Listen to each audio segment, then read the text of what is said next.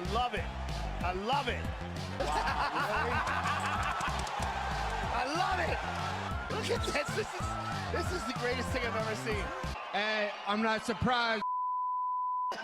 Hey, what's poppin', my homies? Hope you're doing well, feeling blessed, having a good day, having a good week. This one's a massive pay-per-view. The main event is Alex Pereira taking on Magomed Ankalaev. Now, I've not made a video for a few weeks because my channel got demonetized, but there's no way I'm missing an Alex Pereira breakdown. There's no way. There's no way I can miss that. You know what I'm saying? Monetized, demonetized, that's irrelevant when Alex Pereira is fighting. So I'm here to do a breakdown.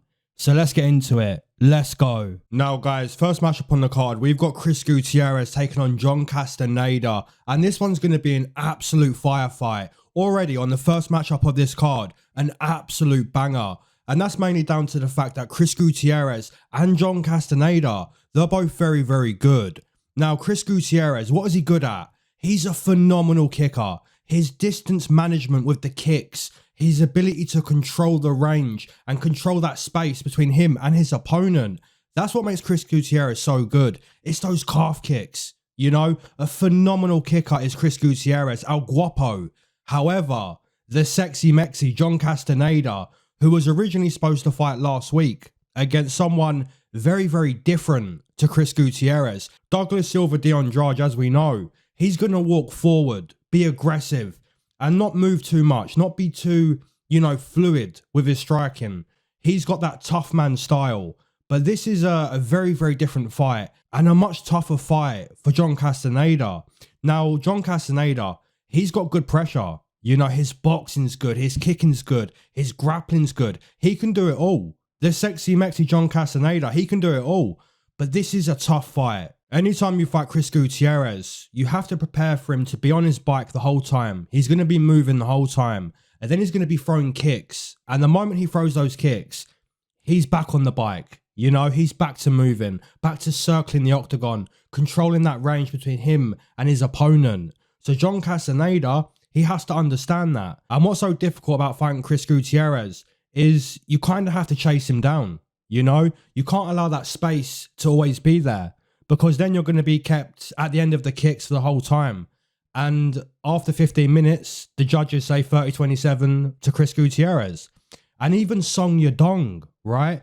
Song Yadong got very frustrated against Chris Gutierrez. And eventually, he brings him to the canvas. He starts to wrestle with him. You know, that's frustration, right? So if John Castaneda, if he goes one round with Chris Gutierrez and Chris is circling, he's making things tough, he's landing those kicks and he's getting back on his bike, you've got to switch it up, you know? You've got to find him against the fence. You've got to bring him to the canvas. You've got to wrestle with Chris Gutierrez. And, you know, it's tough. It's very, very tough because he's so quick. He's so fluid. You know, look what he done to Frankie Edgar. You know what I'm saying? Chris Gutierrez, man, he is the real deal. However, it's a short notice fight. You know what I'm saying? And also, guys, John Castaneda kind of fought someone similar in Daniel Marcos. Daniel Marcos kind of does the same thing. You know, the footwork, the range management, the distance control, the trickiness. You know what I'm saying? And after 10 minutes, when John Castaneda's down 2-0, he starts to find more success in the final round. But by that point, it's too little too late. Guys, I'm actually going to take John Castaneda to win this matchup. He's had a training camp. Chris Gutierrez, he's getting the fight on short notice. And I think the matchup against Marcos, his most recent fight, that's like a warm-up to Chris Gutierrez. So I think John Castaneda, he's got to start fast. And I think he can win this fight. It'll be close, but I think John Castaneda, potentially the pick to make. Next matchup on the card, we've got Ozzy Diaz taking on Djorden Santos. And I'm not going to spend too much time breaking down this fight. It's quite low level. But with Ozzy Diaz, he got dusted in his UFC debut. And I'm sure most of you guys picked Ming Yang Zhang to find that knockout. And guys, in all fairness, should Ozzy Diaz really be in the UFC? Should Djorden Santos really be in the UFC? It's a low level matchup. But here's the thing. When you've got a matchup like this, both guys get to go in there and, you know, prove the fans wrong, prove people like me wrong, and show us, look, I do deserve to be at the highest level.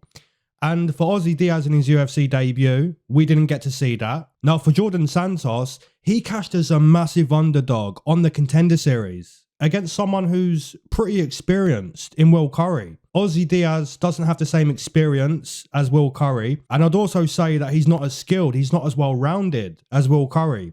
So just putting 2 and 2 together, just trying to play the MMA math on this fight.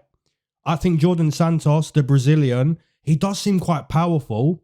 The technique, you know, kind of needs some work. And he's going to sharpen that technique more and more as he fights. So, yeah, my prediction for this matchup, I'm going to pick Djorden Santos to find that knockout. Now, moving into a phenomenal matchup, or not a phenomenal matchup, but it's a good matchup. You know, this is decent. Mairon Santos taking on Francis Fire Marshall. And I always laugh at that octagon name. I always laugh at it. Francis Fire Marshall. You know, that's good. That's good. Now, this matchup here, Mairon Santos, man, he looked good on The Ultimate Fighter. He looked very good. The calf kicks, the takedown defense, the management of range. When he finds himself on the fence, he defends those takedowns, you know? And that's something that's very important in this matchup here, because Francis Marshall, he is looking for those takedowns. He's looking to wrestle the opponent. And if Mairon Santos can again stay upright, defend those takedowns against the fence, he's going to be in a very good position to win this fight, because his calf kicks, his technicality, his power, his explosiveness, it's all there to see. And Francis Marshall, you know, he's okay. He's okay. But he kind of needs to wrestle in this fight to find success against someone like Mairon Santos, who's going to find that low kick over and over. And I kind of wonder, when he starts to find that low kick, is that when the desperate takedown attempts start to arrive for Francis Marshall? And if he starts to telegraph the takedown attempts, it's going to be even easier for Mairon Santos to defend those takedowns, you know? And I just think the technicality of the Brazilian, the sharpness, the way he finds that calf kick, the takedown defense, it just looks very, very good for Mairon Santos. And I do think Francis Marshall, he had a good performance in his last fight. But I do believe there's a bit of a level difference. There's a bit of a skill difference between Dennis Bazooka and the excellent Mairon Santos. You know, the calf kicks of Santos, man. You're going to see that in this fight. And I just think the Brazilian, we shouldn't pick against him. He is a minus 300, but I think the bookie is right to put him as minus 300. You know what I'm saying? So Mairon Santos via very dominant decision. That's my pick. Next matchup, we've got Alex Morono taking on Carlos Leal. And Carlos Leal, he's a massive favourite. He's a minus 800 against the veteran, the great white, Alex Morono. But should he be a minus 800? Well, in my opinion, he should be. Because you're looking at his UFC debut against Rinat Fakhretdinov. Guys, in my opinion, and in many other people's opinions, he did win that fight. He won that fight as an underdog on short notice against Rinat Fakhretdinov. You know, and Alex Morono, in all fairness, despite his experience and being a veteran and having that nice win streak at one point in his UFC career, despite that, he is a few levels below Rinat Fakhretdinov, you know, just in terms of competitive spirit, you know, he doesn't have the ability to wrestle the opposition. He doesn't have the ability to out-grapple Carlos Leal, or if he does, maybe for like 2 minutes at most. He doesn't have the ability to shut off the consciousness of Carlos Leal. He's just a very different fighter to Rinat Fakhretdinov.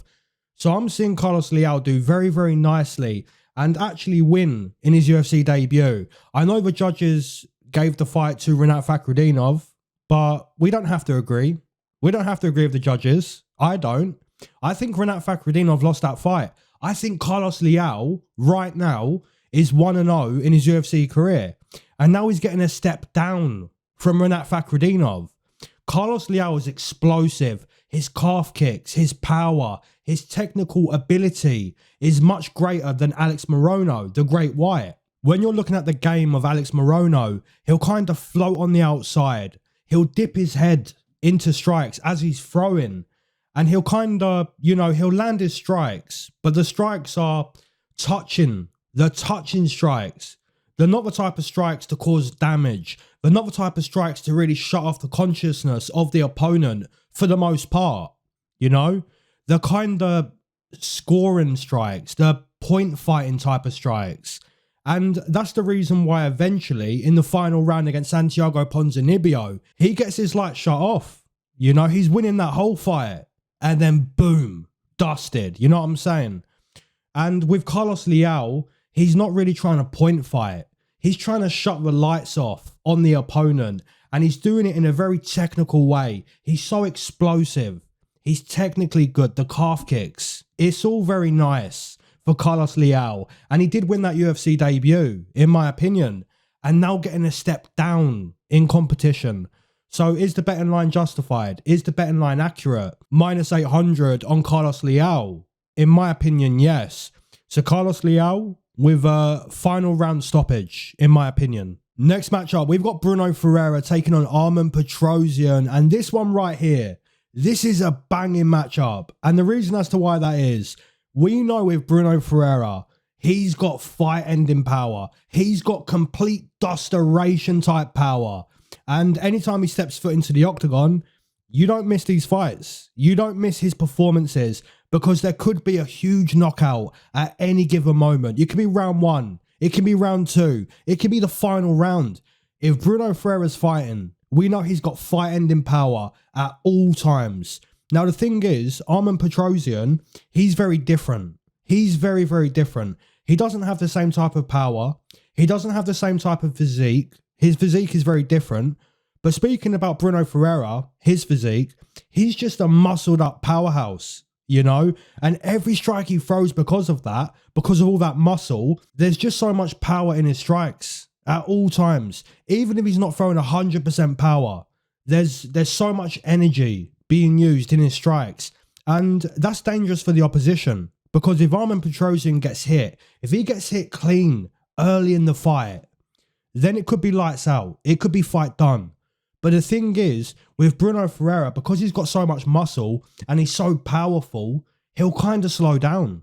He'll kind of slow down, you know. He'll throw for about 5 minutes and then he'll kind of be stationary. He'll be more predictable, more telegraph on those fight-ending punches. And if you're Armen Petrosyan, if you make it past the first round, then the fight should be yours, really. Unless you get hit clean and get dropped, which that is a possibility. You know what I'm saying? With Bruno Ferreira, man, he's got fight-ending power. Now, his fight against Abus Magomedov, I did make a nice bet on Abus Magomedov, and it went to that final round where it was 1-1. And then Abus Magomedov, he gets the fight to the canvas, starts to grapple a little bit with a fatigued Bruno Ferreira. A Bruno Ferreira that couldn't stop the takedown in that final round. Now, Armen Petrosyan, he doesn't really have the grappling, the wrestling. He's more, you know, used to defending takedowns. He's more used to working back to the feet from the canvas. So if you're Armen Petrosyan, you're not really looking for takedowns. You're not trying to do that. If you survive round 1, then it's about picking apart Bruno Ferreira. It's about being more active. It's about moving your feet more than the tired Brazilian Hulk. Is that his octagon name, the Hulk? Yeah, it is. He is like the Hulk. He is like that. He's very powerful. But if you can make it past those initial fight-ending bombs, that first round, if you make it past round 1, then Armen Petrosyan, with the slim physique, a very different physique to Bruno Ferreira, he's going to be more willing to skate on the outside. He's going to be more willing to land his punches, then get back to moving. You know, there's going to be more energy in the performance of Armen Petrosyan past round 1. But guys, the thing is, even if you make it past round 1, there's still potential for Bruno Ferreira to get on the inside and land those big hooks. There's still potential for that, you know? And that's kind of what he done against Abus Magomedov. He found that against Dustin Stoltzfus. And for me personally, guys, I am going to side with Armen Petrosyan, the Muay Thai striker, even though he got dusted by Sharon Magomedov with the double spinning back fist. We know Bruno Ferreira doesn't have that. He's got fight-ending hooks in the pocket, massive overhands, nasty hooks. That's what he's got. But past round 1, I think Armen Petrosyan, he should be able to control this fight, be in control of this fight. And that's my pick. I'm going to side with Armen Petrosyan. Very close decision. Guys, this next matchup right here, shout out to the matchmakers. Absolute fire. We've got Rei Tsuruya versus Joshua Van. And guys, as you know, in 2025, it's not been too kind to the undefeated fighters. And that's exactly what Rei Tsuruya is. He's a 10-0 undefeated fighter, primarily a grappler. And he showed us his grappling skill in his UFC debut. Now, this is mixed martial arts. It's not grappling. But of course, Rei Tsuruya, he's going to attempt to make it all about grappling in this mixed martial arts contest. And on the flip side, you've got Josh Van, who's going to attempt to make it all about boxing. Now, for anyone who's listened to my breakdowns over the years, you know how much I love Josh Van. I think Josh Van is an extremely talented boxer. And what I love most about Josh Van, he gets better as the fight progresses. Whereas most people, they'll kind of fatigue. You know, they'll start fast and then start to fatigue as the fight progresses. But that's not the case with Josh Van. Josh Van, he goes through the gears. He typically starts slow, but then he'll just get better and better and better. And once the bodywork starts to arrive for Josh Van, it doesn't stop. He's a brilliant boxer that just goes through the gears. However, defensively, he's not too great. But that's down to the fact that Josh Van, he'll just stand directly in front of the opponent. He wants to be right there in the pocket. And, you know, when you have that mindset, when you have that ability to just stay right there in the pocket, you're kind of accepting that the opponent's going to hit you. But Josh Van wants that. He wants that firefight. He wants that boxing matchup. And he's going to invite Rei Tsuruya to do exactly that. Now, Rei Tsuruya, in his UFC debut, he showed us slick grappling, beautiful grappling. However, 2025, it's just not the year for undefeated fighters. I don't know why. I really don't know why. But I'm going to continue with the current trend. I'm going to predict that Josh Van, he loses round 1 to the grappling of Rei Tsuruya. But then in round 2, he starts to heat up. He starts to make it more about boxing. And he's going to make round 2 a round that's scored based on the boxing. Then you've got a 1-1 fight heading into that final round. And at that point, Josh Van being fully warm, ready to go for another 5 minutes, Rei Tsuruya, he's going to be shooting takedowns. You know, he kind of has to. Unless he thinks he can stand and trade with Josh Van, which I don't think he will. I don't think he can. So he's going to be, you know, trying to make it all about grappling. But I just think Rei Tsuruya, he's not really been in there with someone like Josh Van. He's not really been in there with someone that can get better and better as the fight progresses. And that's what Josh Van is. He'll start slow. But by that final round, I know he got dusted by Charles Johnson in the final round. But Charles Johnson, he was a man in form. And he's still a man in form. Even though he lost to Ramazan Temirov, he's still a man in form.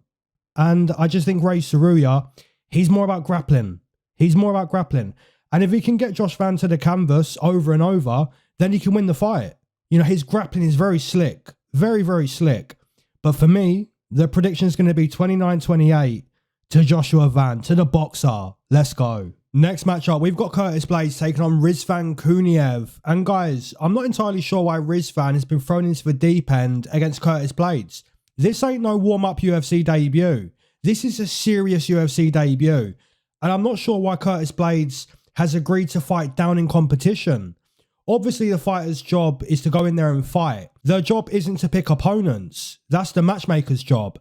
But you'd think by now, Curtis Blaydes should have the respect of the matchmakers.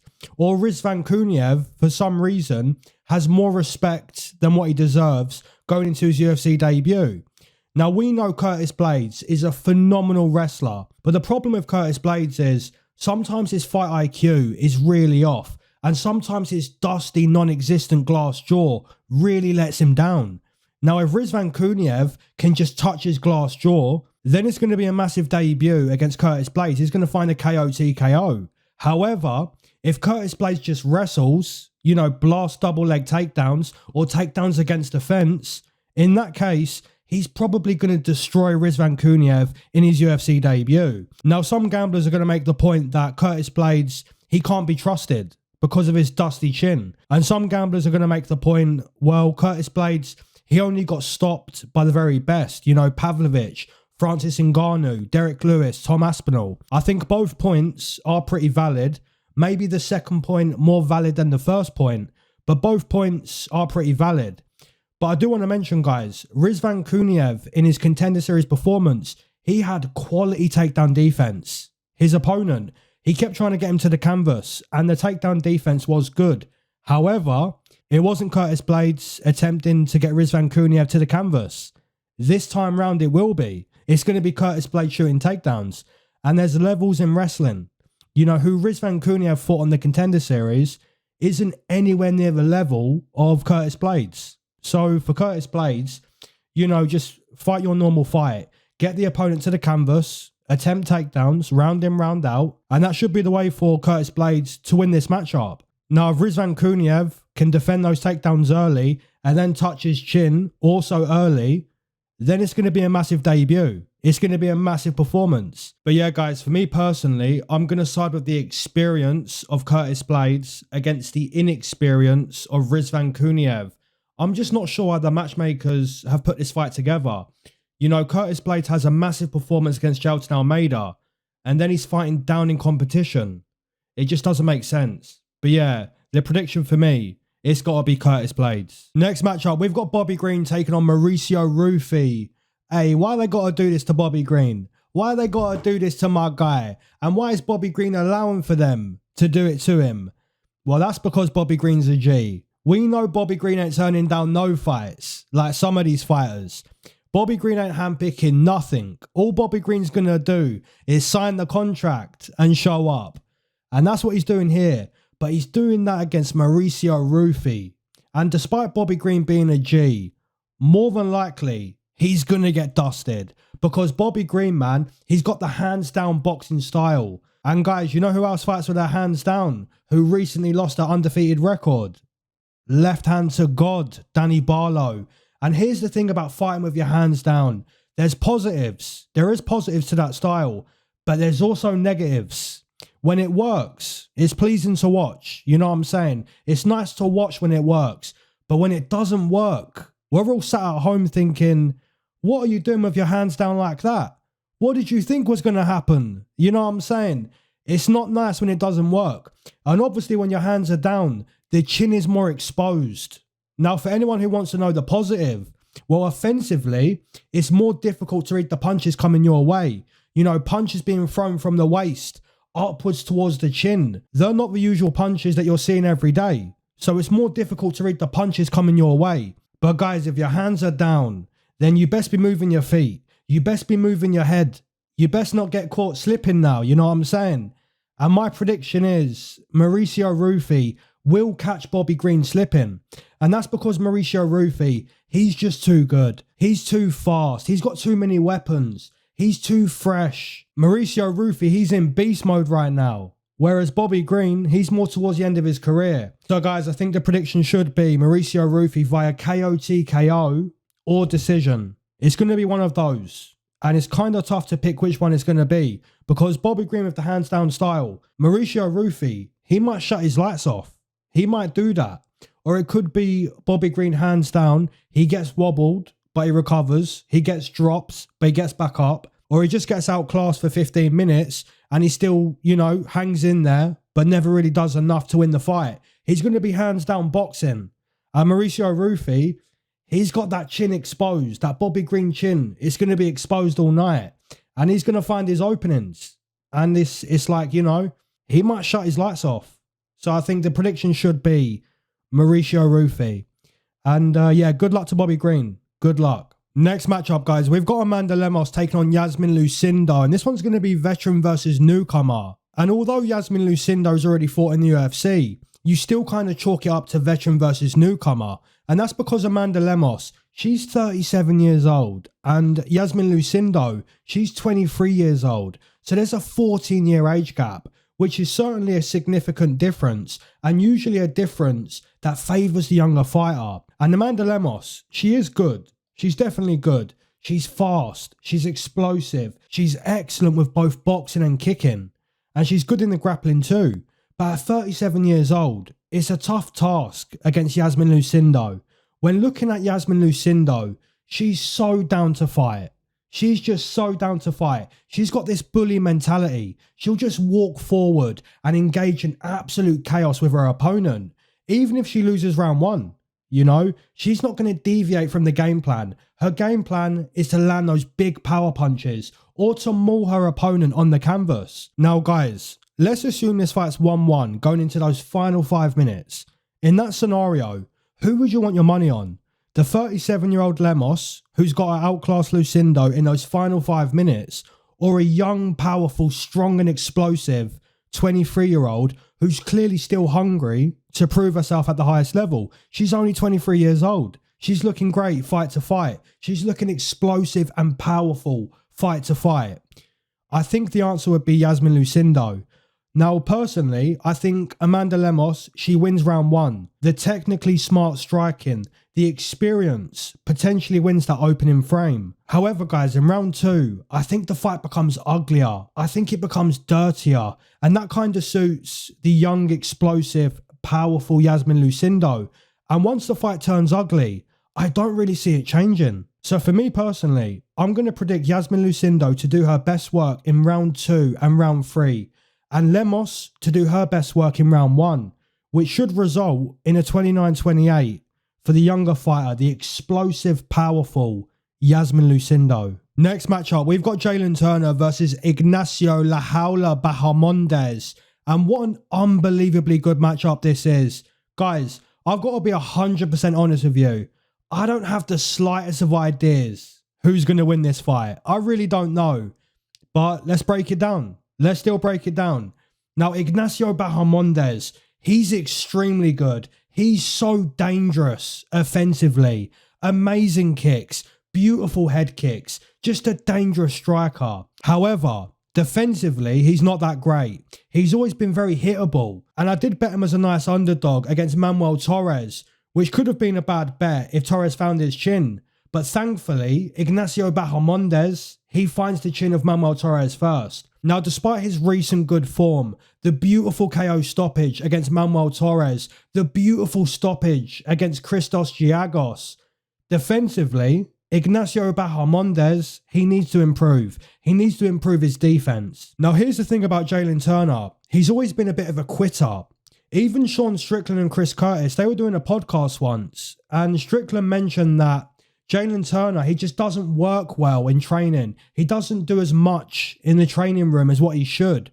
Saying that, you know, he's gifted with his height and reach. He's gifted with the explosive power, but he doesn't put the same work in as everyone else. And when I hear Sean Strickland say that, I kind of felt like that was true. That was true to say, because when you watch the performances of Jalin Turner, you kind of feel that. You kind of feel what Sean Strickland was saying there. You know, he wins round 1 against Dan Hooker, then fades drastically as the fight progresses. And guys, as we know, Dan Hooker is the definition of hard work. Dan Hooker is the definition of I'm not going to stop until the fight's over. He's a hard worker, and he came back to win against Jalin Turner. And I think Renato Moicano is also a hard worker. He gets dropped. He nearly gets stopped in round 1. But then he fights his way back into the fight, takes over, and stops Jalin Turner. So guys, in my opinion, although Jalin Turner is very explosive, although he's got that finishing potential early in the fight, and he's so good with his neck attacks, his guillotine chokes, he's so dangerous. The problem with Jalin Turner is he's not got the heart and determination as most of these guys do. And with Ignacio Bahamondes, despite his bad defense, you can't say this guy's a quitter. You can't say that. You've got to say for Ignacio Bahamondes, he's very tough, he's very dangerous offensively, and even if he gets dropped, even if you bust his face open, even if you make him bleed, he's a tough guy and he's going to stay in the fight. And you can't really say that for Jalin Turner. You can't really say that. So guys, in my opinion, it's a prediction based on heart and will and determination. I think if Ignacio Bahamondes is still there past round 1, which he might not be, because Jalin Turner in round 1, he's extremely dangerous in round 1. Very, very dangerous. What he can do in round 1 is very, very special. But if it goes past round 1, then the quitting Jalin Turner, it starts to show more and more. And I think Ignacio La Jaula Bahamondes, this guy's the real deal in terms of toughness and offensive, dangerous ability. Ignacio Bahamondes, in my opinion, that's the pick to make. That's my pick. Next matchup, we've got Justin the Highlight Gaethje versus Rafael Fiziev, the rematch. And I don't even need to speak about this fight. You guys already know just how good this rematch is going to be. This is going to be absolute fire. Now, Justin Gaethje, he won the first fight, but it was a tale of two halves, with the Muay Thai striking, the monster that is Rafael Fiziev, winning those opening 5 minutes. Then Justin Gaethje fighting his way back into the fight in round 2. Then you had a 1-round shootout in those final 5 minutes, and whoever won those final 5 minutes, they was going to get their hand raised. Now, unfortunate for Rafael Fiziev, it was the piston-like jab of Justin Gaethje, the excellent and improved footwork, the composure in the game of Justin Gaethje. It really helped him find a home for that sniper-like jab. Rafael Fiziev, he gets another opportunity to rewrite history. And in my opinion, Rafael Fiziev is the better striker. Even though he lost, he is the better striker, in my opinion. He's so good with his Muay Thai striking, specifically the kicks. The kicks of Rafael Fiziev are some of the most violent kicks you've ever seen in your life.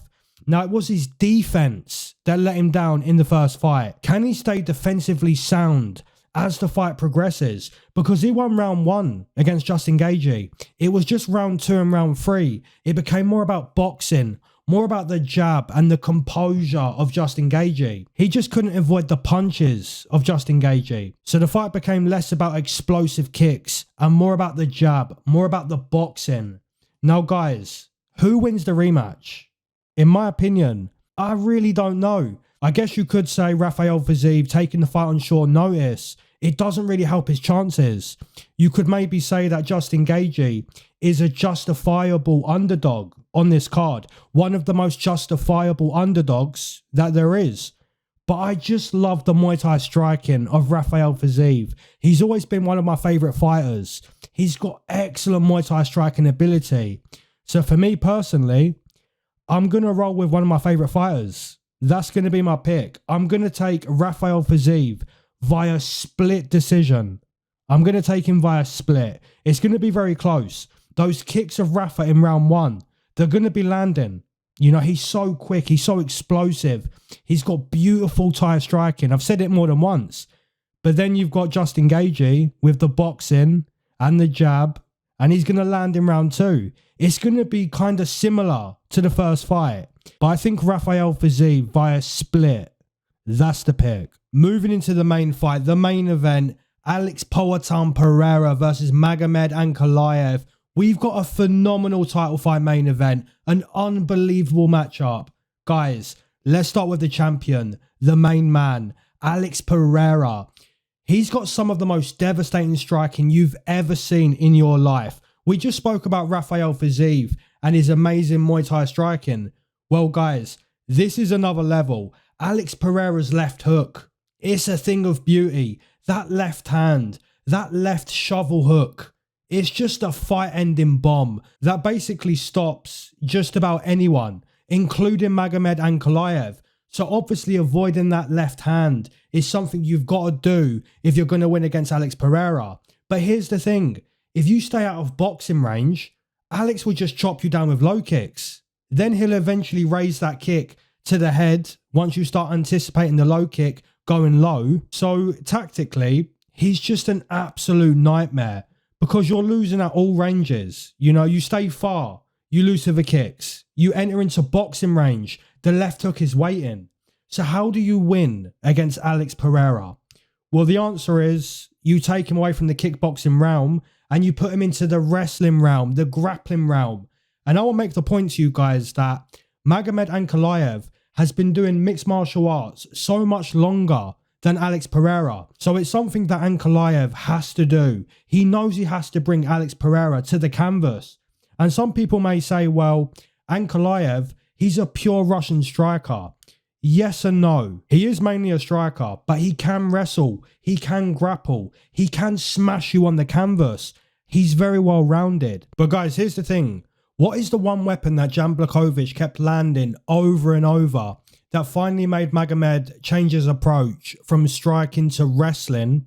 What is that one weapon that Jan Blachowicz kept landing? It was the low kick. So more than likely, Alex Pereira being so dangerous, he's going to see that fight and be like, okay, so you don't want to box, that's fine. I'm just going to land a low kick. and then you're going to have to do something. So more than likely, if that happens again, Magomed is going to wrestle one way or another. Either he goes into the fight and knows, I need to wrestle, I need to bring Alex Pereira to the canvas, or he's going to be made to do that. So either way, one way or another, he's going to wrestle, he's going to grapple. He has to. And guys, I will say that Ankalaev probably has the sharper straight punches in comparison to Pereira. Pereira rolls his shoulders beautifully. He's so dangerous with the hooks. But when looking at who's sharper with just direct A to B straight punches, I do think Ankalaev probably has the sharper straight punches. But having better straight punches doesn't necessarily make you a better striker than the champion kickboxer Alex Pereira. If Ankalaev wants to find success with those straight punches, more than likely, he's got to make Pereira tired first. And how do you make Pereira tired? Well, the answer isn't to kickbox. You don't make Pereira tired by kickboxing. You have to get takedowns. You have to smash Pereira on the canvas. Make him carry your weight, you know? And then by round 4, you could see Ankalaev starting to find some success on the feet, landing those direct straight punches, looking technically sharper on the feet. But I kind of feel that Ankalaev has to fight the perfect fight. He's got to stay safe early in round 1, early in round 2. He's got to wrestle. He's got to grapple. He's got to fatigue Alex Pereira in a specific way. Then either continue to wrestle or start striking later on when Alex is worn down by the groundwork. Either way, this fight's an absolute banger and it's not going to go the full 25 minutes. I do think we get a stoppage. And I'm going to predict that Magomed Ankalaev gets a stoppage in the championship rounds, either round 4 or round 5. But if he doesn't wrestle, if he doesn't get takedowns, if he doesn't make Alex Pereira tired with the groundwork, then I would assume that Alex Pereira, he's going to stay champion in that scenario. So guys, I believe that if you're Magomed Ankalaev, which none of us are, you've got to fight perfect. You've got to fight perfect the whole time if you want to become champion. You had trouble against Jan Blachowicz, and Jan Blachowicz is not the same as Alex Pereira. Alex Pereira is so dangerous at all ranges. If you stay at the kicking distance, you're going to lose to those low kicks, and then he'll raise the kick once you start anticipating the kick going low. Once you get into boxing range, you just go night-night. You know what I'm saying? You have to fight the perfect fight, and part of that perfect fight would be to grapple, would be to smash Alex Pereira on the canvas. And it's not even easy to get takedowns on Alex Pereira because he's so big. That's a big dude, you know what I'm saying? But guys, Magomed Ankalaev has trained for this moment. He spent many years on the mats. He spent many years training in mixed martial arts, more years than Alex Pereira. So he knows how to win, but it's going to the cage at a specific time, at a specific place, and putting it all together to become champ. Can he do that? We're going to find out. I'm going to say Magomed round 4 or round 5. That's my pick. As always, guys, drop down your main event, your co-main event, your parlays, your Money City bets, all that good stuff. Drop in the comment section below. Enjoy this pay-per-view card. It's going to be a fire card. And as always, keep your eyes to the sky, never glued to your shoes. Peace.